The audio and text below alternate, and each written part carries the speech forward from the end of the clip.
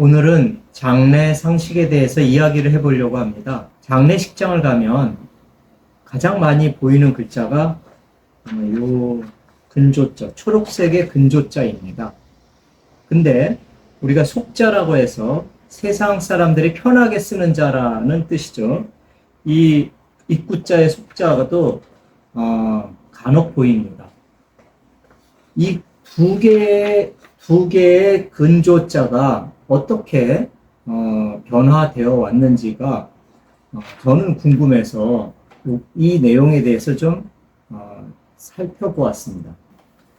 첫 번째로 제가 이러한 궁금증을 가지게 된 것은 제 어렸을 때의 기억은 마을에서 장례가 발생했을 때 그 상이 발생한 초상집에는 이러한 조등을 달아놨습니다.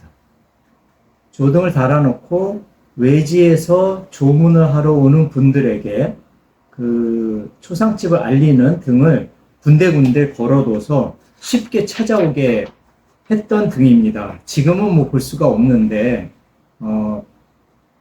예전에 한 뭐 3, 40년 전에는 흔히 볼 수 있었던 등입니다. 그런데 그때 주로 사용했던 조자는 바로 이 조자였습니다. 입구자의 수건 건자인데요. 이 조자를 저는 머릿속에 두고 있었는데, 최근에 보면은 대부분의 모든 문서나 서류, 이런 근조기 이런 데에서는 다 활궁자의 조자가 사용되고 있습니다. 왜 이런 변화를 갖게 되었을까요? 라는 궁금증에서 오늘 이 이야기를 시작하게 되었습니다. 먼저 제 지인 중에서 한자에 아주 조예가 깊은 친구가 있어서 그 조자에 대한 의미를 좀 물어봤습니다. 이 들판에 있는 묘지를 훼손하려는 들짐승을 보호하려는 마음이 들어가 있다라는 이야기를 했습니다. 그래서 저는 그 뜻이 참 좋고 또 맞다라는 생각을 하게 되었고요. 또한 이 지금 조등에서 보던 이 조자, 이거는 이제 속자라고도 하는데요. 이 두 개의 조자가 어떻게 변화를 가졌으며 지금은 그 입구자의 조자가 왜 사라지고 있는지에 대한 그 이야기를 따라가 보도록 하겠습니다. 먼저 이 변화의 첫 번째 의심은 저는 일본이라고 저는 생각을 했습니다. 왜냐하면 아까 말씀드린 조등은 장의사들이 쓰는 장례 용품이거든요. 장의사는 나중에 또 이야기를 한번 하겠습니다만은 그 일제강점기 시대 때에 만들어진 직업입니다. 그래서 당연히 일제강점기 시대 때 만들어진 직업이면 그때 사용한 한자는 일본의 어떤 그 잔재가 아닐까? 그래서 이게 점점 사라지는 거구나 라고 그렇게 생각을 했습니다. 그래서 이번에 그 좀 이러한 내용을 검증하고자 제가 그 자료를 좀 조사를 해보니까 의외의 결과가 나왔습니다. 1826년, 1871년의 고문서를 찾았는데요. 그 고문서가 바로 이 조객록이라는 고문서입니다. 현재 장례식장을 갔을 때 누가 왔습니다라고 쓰는 그 방명록, 그 같은 그 기능을 하는 기록 서적인데요. 이때 사용한 조자가 바로 입구자의 조자입니다. 그래서 이거 내가 생각을 잘못했네 라고 아주 그 뭐랄까 좀 신선한 충격을 받았고요. 그래서 왜 이럴까라고 다시 또 제가 생각한 부분을 좀 다시 좀 접근을 하다 보니 지금도 중국에서는 그 애도를 하다 뭐 이런 어떤 의미로 쓸 때에는 이 입구자의 조자를 사용을 합니다. 그래서 제가 뇌피셜로 생각했을 때에는 중국에서 사용하는 조자가 한국에서도 자연스럽게 사용하는 그런 조자로 서로 일맥상통했구나.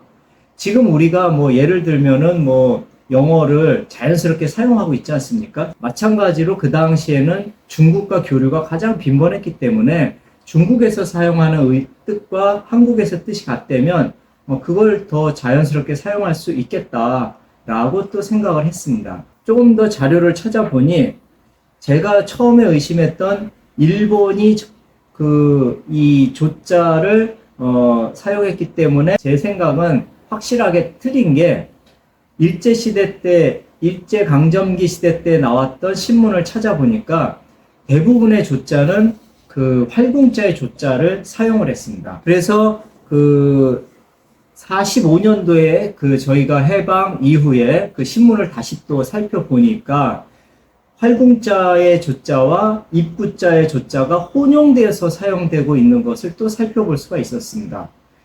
그래서 이 장례에 관련된 현장에서는 입구자의 조자가 상당히 생명력이 길게 사용이 되고 있었구나라는 그런 반증이고요. 그게 왜 그럴까라고 다시 한 번 더 이렇게 생각을 해보면 이걸 직접 손으로 써보면 확실히 깨닫게 됩니다. 입구자의 조자는요, 균형을 잡기가 쉽습니다. 하지만 이 활궁자의 조자는 웬만큼 붓글씨를 잘 쓰지 않으면 아주 이상하게 됩니다. 이 장례라는 현장은 급하고 뭔가 또 여러 가지 신경을 써야 되고 그 다음에 나중에 기록으로 남는 거기 때문에 기왕이면은 글씨를 잘 써야 되는데 이게 글씨가 이상하면 그 표지가 잘못되면 다시 그걸 바꿔야 되지 않습니까? 그래서 입구자의 조자를 좀 선호하게 되어 있구나라고 생각을 했습니다. 자, 그래서 이제 두 번째로 왜 활궁자의 조자가 점차 자리를 잡게 되었나 이렇게 좀 더 추적을 해 가다 보니까 두 번째 범위는 문교부에 있었습니다. 정부죠. 정부가 1972년도에 중학교 900자, 고등학교 900자에서 총 1800자의 생활한자를 제정했습니다. 그래서 이때부터 가나다 순으로 이렇게 한자를 정리를 해놨는데 조자 항목에 가보면 활궁자의 조자가 정자로서 자리를 잡고 일반 국민에게도 그렇게 교육을 한 것입니다. 그래서 정부가 1972년도에 제정한 이런 교육용 기초 한자에서 확실하게 이제 활궁자의 조자가 자리를 잡고 있었지만 일반 현실에서는 아까도 말씀드렸지만 장례 현장에서는 빨리 쓰고 글씨를 이쁘게 쓰려면 입구자 조자를 사용할 수밖에 없었던 게 현실인 것으로 저는 추론하게 되었습니다. 이러다가 1980년대 후반에 들어서 컴퓨터라는 문명 기기가 드디어 이제 일반 개인들에게 보급이 되기 시작되었습니다. 그래서 이 가장 큰 강력한 주범이 컴퓨터의 보급입니다. 즉 PC와 개인 프린터기가 보급이 되면서 이때부터는 글을 손으로 쓴다기보다는 이거를 워드로 타이핑을 해서 그 다음에 출력을 해서 제출을 하는 방식으로 바뀌었죠. 물론 그때 저도 대학교 때 그런 어떤 과정을 거쳤습니다만은 한글로 쓰고 한자로 바꾸게 되면 아까 말씀드린 정부가 제정한 표준 한자가 기본이 되어서 그게 바로 변환이 됩니다. 그래서 컴퓨터 세대들은 활궁자의 조자가 이상하지가 않고 입구자의 정자는 이상한데 이게 뭐지? 라고 다시 한번 생각을 하게 되는 그런 어떤 시대로 바뀌게 된 것입니다. 조자는 딱 센터를 잡기가 편하지만 활궁자의 조자는 조금만 삐뚤어져도 전체 이 근조기가 이상하게 되면 그게 하자가 될 수가 있기 때문에 입구자의 조자를 선호했다라는 것입니다. 그래서 아까 말씀드린 것처럼 이 입구자의 조자가 80년대, 90년대, 2000년대까지도 자리를 잡고 있었던 거는 편리성이었습니다. 균형을 잡기가 아주 편했기 때문이죠. 그런데 이 문서라든지 글씨라든지 이런 부분에 있어서만큼은 손으로 쓰는 것보다는 이제 프린트하는 쪽에 편해졌기 때문에 활궁자의 조자가 자리를 대부분 잡게 되었고요. 이 장례 현장에서는 조등은 언제 사라졌냐면은 저희가 아파트로 이 생활문화권이 바뀌게 되면서 집에서 장례를 치르기가 어려워졌습니다. 그러면 집에서 장례를 안 치르고 그때는 점점 더 병원의 장례식장을 가게 된 것입니다. 그래서 이러한 변화가 이루어지면서 조등은 점점 사라졌고 지금은 거의 볼 수가 없고요. 그리고 이제 그 장례식장이 기본적인 장례 문화의 중심으로 자리를 잡게 된 것이죠. 장례식장에서 사용되는 용품 중에 근조기는 최근까지도 입구자의 조자를 고수를 하고 있다가 이 근조기를 컴퓨터로 제작하는 방식의 기계가 도입되면서부터 이 원단에 바로 이 조자를 제작할 수 있게 되었던 거죠. 그래서 이때부터는 이 조자에 대한 어떤 거부감이 좀 덜어졌고요.